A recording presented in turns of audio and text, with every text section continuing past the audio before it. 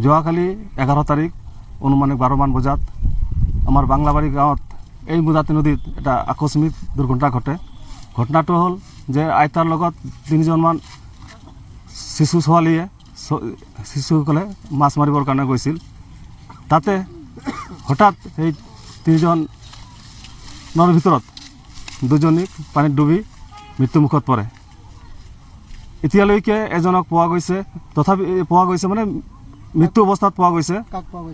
ঈশা মাৰ্ডিক মৃত্যু অৱস্থাত পোৱা গৈছে আৰু আনজনী বিউটি মাৰ্ডিক এতিয়ালৈকে পোৱা হোৱা নাই। মই এখেতৰ ওচৰত ছ'চিয়েল মিডিয়াৰ যোগেদি আমি জনাওঁ যে যাতে সিহঁতে ভালদৰে উদ্ধাৰ অভিযান চলায় আৰু যাতে সিহঁতে উদ্ধাৰ কৰে, সেইটোৱে মই আহ্বান জনাওঁ।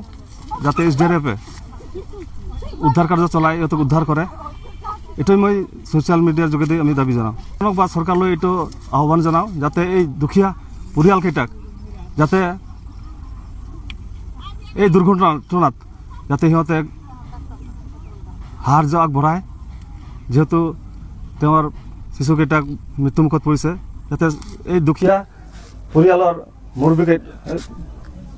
দুখীয়া পৰিয়ালে যাতে সাহায্য পায়।